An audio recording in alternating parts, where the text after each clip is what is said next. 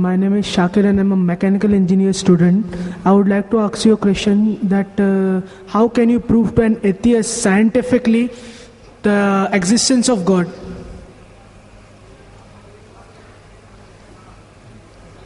The brother posed the question, how can you scientifically prove the existence of God Almighty, the existence of Allah subhanahu wa ta'ala?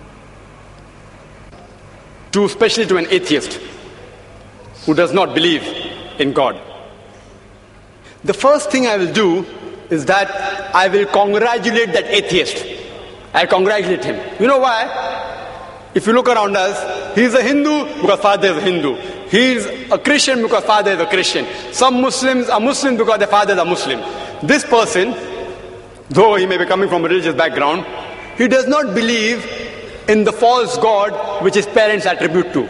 So he does not believe in God. I'm congratulating him because he's accepted the first part of the Shahada, the first part of the Islamic creed, La ilaha, there is no God. Now my job is to prove illallah, but Allah, which I shall do inshallah.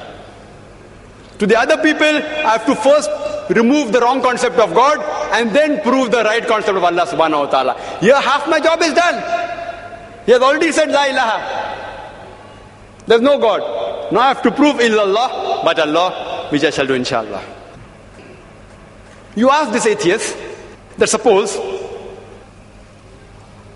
there is an object, an unidentified, maybe a flying object, which no one in the world has seen. No human being in the world knows about this object. If it's brought in front of you, and if you're asked that who will be the first person who will be able to tell you the mechanism of this unidentified object, you have to ask him the question. Who is the first person who will be able to tell you the mechanism of this new object which no one in the world has seen?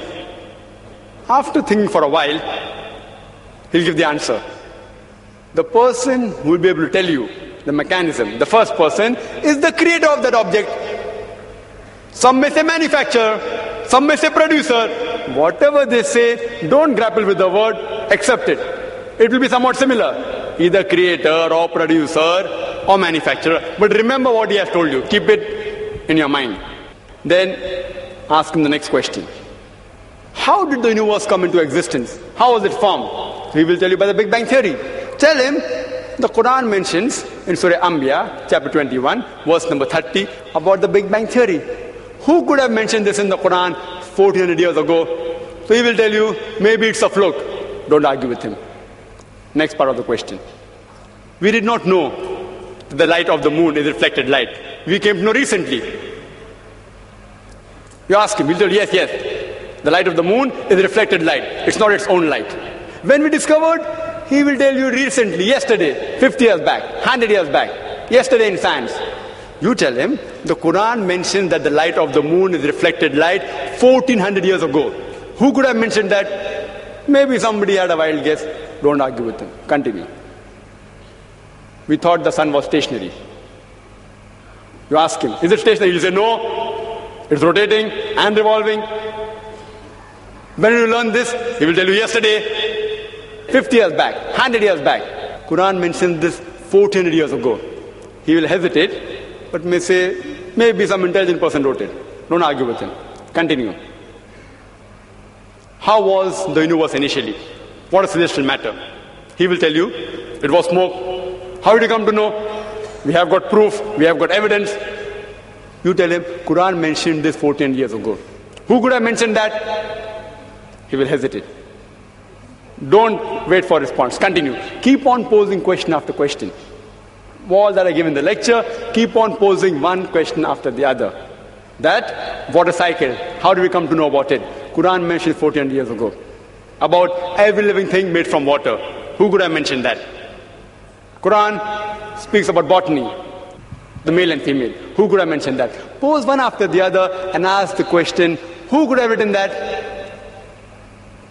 Then you tell him that there is a theory known as theory of probability. That if you have two choices, out of which one is right, the chances that you will make the correct choice just at random is 1 in 2. For example, if I toss a coin, It can either be heads or tails. The chances that I'll be right will be 1 in 2. If I toss it twice, the chances that I'll be right both the times will be 1 upon 2 multiplied by 1 upon 2, that is 1 upon 4, 25% chance.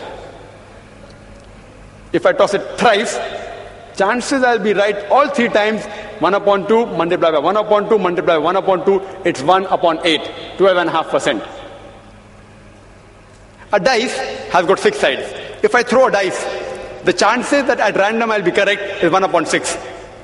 If I throw it twice, the chances that both the time I'll be right will be 1 upon 6 by 1 upon 6, 1 upon 36.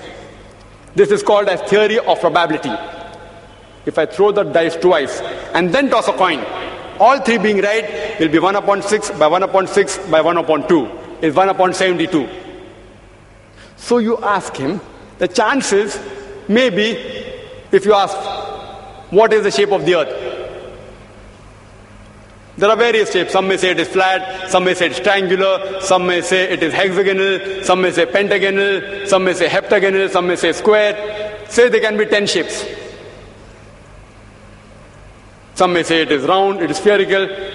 The chances that if anyone makes a wild guess, it being correct is 1 upon 10.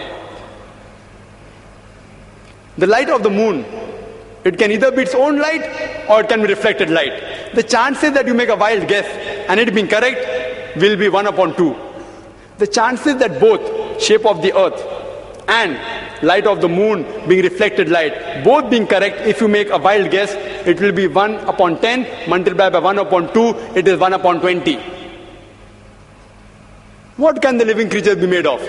Some may say sand, some may say stone, some may say aluminium, some may say gold, say 1,000 materials you can name. Some may say water, some may say silver, 1,000 materials. The chances that you make a wild guess and one of them being right, according to mathematics, is 1 upon 1,000.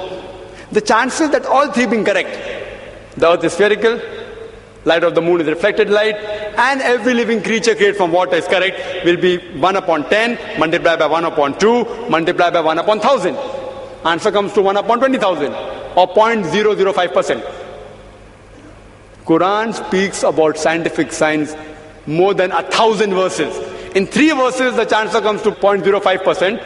If you apply probability theory to all this being at random chance, it will come to 0, negligible. And in maths, anything 1 in 10 raised to 50, it's equal to 0. So you ask your atheist friend, who could have written this?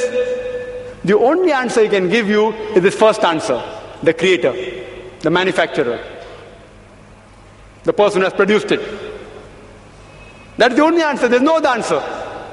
What science is saying today is they are not eliminating God. They are eliminating models of God. La ilaha illallah. They are not eliminating God, but models of God. I hope that answers the question.